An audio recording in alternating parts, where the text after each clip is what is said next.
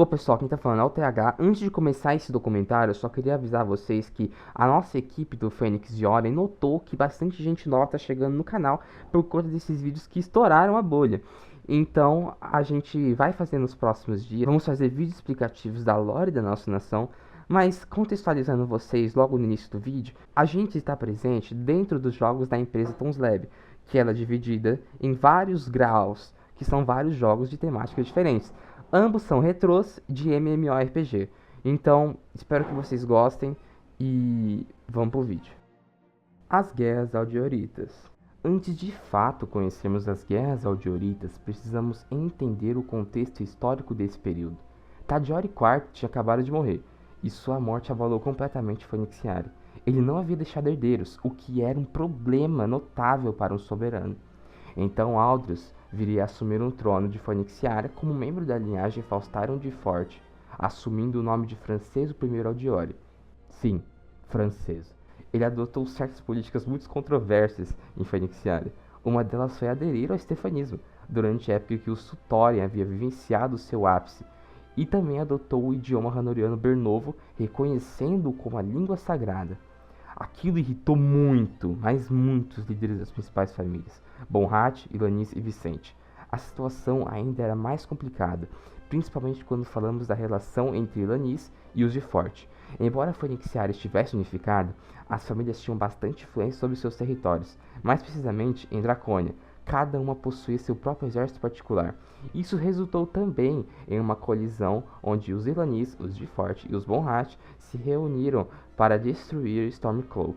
Entretanto, voltando à relação de Ilanis e de Forte, os mesmos chegaram a travar diversas pequenas batalhas, o que durante o reinado de Tadiori IV ele repreendia constantemente, mas como ele residia em Odeste, ele não poderia fazer muita coisa a respeito.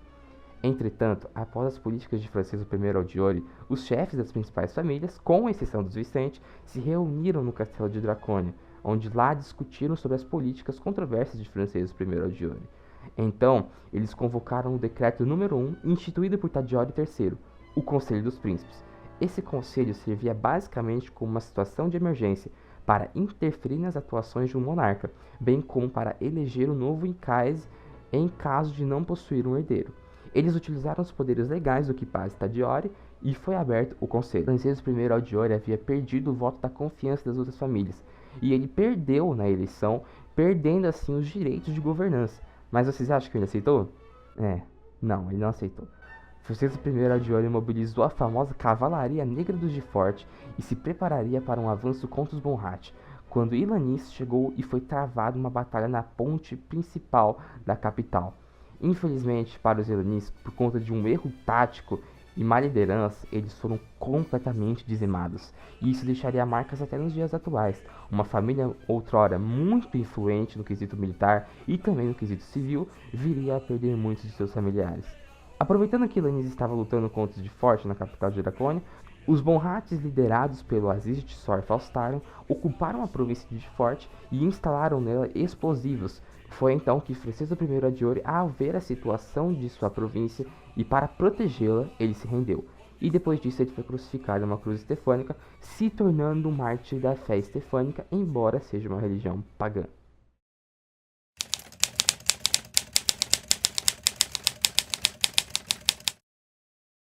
Ufa! Então, esse foi o fim do resumo mais breve possível que eu pude fazer sobre a história da Contra-Cruzada de Dracônia. A gente tem um vídeo inteiro falando sobre isso no Fênix de Oren, com mais detalhes que eu apresentei aqui. Mas é importante você saber pelo menos o principal dessa história para entender como o reinado de Fraus I Aldiori é tão diferente dos demais. Após a Contra-Cruzada, seria nomeado Andreal I como novo Icaese. Afinal, ele foi o responsável por liderar o movimento Sutor, naquela época considerado uma tradição cultural contra os estefanistas de Forte, embora no final de sua vida ele viesse a se converter ao heterismo. Andreal I viria a falecer. Seu reinado foi até que curto, durante cerca de apenas 47 a 50 JS. Entretanto, após a sua morte, era de se esperar que seu herdeiro assumisse o trono, mas foi o contrário. O herdeiro ainda assim era uma criança e estava inapta para assumir o fardo pesado da coroa. Assim, foi feito novamente o Conselho dos Príncipes, apesar de muito preconceito, principalmente dentro do Conselho dos Príncipes e também pela população. os Faustarion de Forte teriam a chance de colocar mais um monarca na liderança, assim sendo eleito Aldiori como Fraus I Aldiori, o neto de Franceso I. O início do reinado de Fausto I Aldiori foi bem intenso. O Eomer havia feito sua representação em Odeste e retornado às suas atividades normais, mas ao mesmo tempo, uma ameaça surgia. Durante a queda da rebelião constantinita, era possível notar alguns remanescentes em pequena escala, mas eles eram caçados pelos fenixiarianos. Um desses remanescentes era Revus Atlas, ou também conhecido como Drin. Entretanto, tempos mais tarde, ele abandonaria os Constantinitas e iniciaria o processo de construção de uma suposta companhia mercantil ligada ao reino falido de Hanover. Mesmo que Drin alegasse, não, somos uma guilda civil, sem interesses militares, ele provou o contrário. Ele entrou em contato com alguns oficiais fenixiarianos que não eram leais ou em algum momento de sua carreira já tinham participado de rebeliões e aceitos de volta, e assim eles iniciaram um projeto para se reerguer economicamente e militarmente para atacar o Ikaesato em diversas províncias. Isso lembra alguma coisa? Sim, Jack Drago fazia exatamente a mesma coisa, e isso é terrorismo. Bom, Fenixiaria havia entrado em contato com um agente secreto estrangeiro para inspecionar e avaliar a situação dentro dessa suposta companhia mercantil. Ele era chamado de Águia. Ele foi uma peça-chave, pois graças ao apoio dele, Fenixiaria conseguiu conter qualquer avanço dos inimigos, prendendo todos na prisão de Frausbjorg, onde ficaram presos até os dias atuais.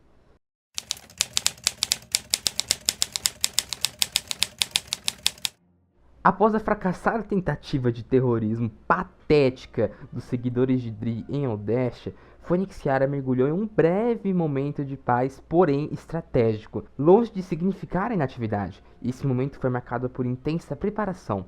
A companhia Vicens Hacienda iniciou a produção em massa de equipamentos militares, deixando claro que a nação não apenas celebrava a tranquilidade, mas se armava para o que pudesse vir. Foi nesse contexto que Fenixiaria, o Sacro Império de Ranor e a influente família Mantovani firmaram um poderoso tratado de aliança, dando origem à chamada Comunidade de Prosperidade da Serpente, um pacto que unia poder político, militar e econômico. Enquanto isso, nas sombras, uma ameaça tentava se erguer. Um grupo terrorista formado pelos remanescentes extremistas de Rossia e seguidores do próprio Drin criou um covil mercenário conhecido como Condottieri. Sua maior investida ocorreu em Bialgária, onde reuniram forças até consideráveis, mas aquilo não foi o suficiente. Foram rapidamente esmagados pelo poderio de Fenixiaria, e os seus sobreviventes enfrentaram um destino implacável. A mensagem foi clara: Fenixiaria não tolerava desafios à sua soberania. Com as tensões controladas, o governo imperial, ainda nas mãos dos pares nobiliárquicos, concentrou seus esforços na tão aguardada cerimônia de coroação. Então, em 19 de janeiro de 2026, em Odesha, testemunharam um espetáculo grandioso. As tropas marcharam pelas ruas do continente, exibindo disciplina, poder e domínio absoluto sobre aquele território. Era mais do que um desfile, era uma declaração ao mundo de soberania. Naquele dia, Fraus I Aldiori foi finalmente coroado, ascendendo oficialmente ao trono como o mais novo soberano de Fenixiaria, e ali uma nova era se iniciava.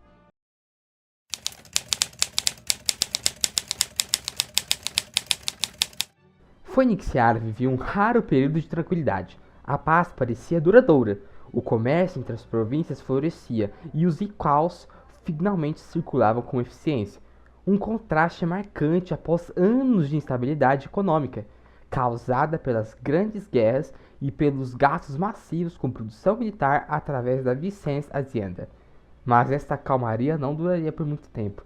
Em Clássica, sob o domínio absoluto do Sacro Império Ranoriano, uma nova ameaça começava a surgir. Seu nome era Marcus Falkhart, um ex-nobre ranoriano que desertou em um momento crítico, revelando a sua completa ingratidão para com aqueles que o acolheram.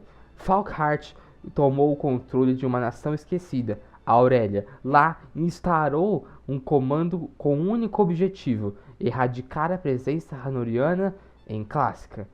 O que ele não esperava, a intervenção de Fenixiaria. Os Fenixiarianos possuíam uma força especial dentro do Eomer, o corpo da Fundação Fênixiária, criado originalmente no reinado de Tadiore III com fins colonizadores. Esse corpo agora possui um novo papel, o de força expedicionária, pronta para intervir militarmente em outros continentes. E foi isso que aconteceu. As tropas partiram de Verdun e rumo à província de Honoriano de Crita, onde lá eles estabeleceram uma base temporária. Dali, avançaram ao lado dos Honorianos em direção a Modena, esperando encontrar o exército aureliano, mas eles encontraram algo muito pior, os Constantinitas. Inicialmente em menor número, os inimigos pareciam um alvo fácil. Os aliados avançaram sem hesitar, porém reforços chegaram e o conflito se intensificou. O que se seguiu não foi uma batalha, foi um massacre.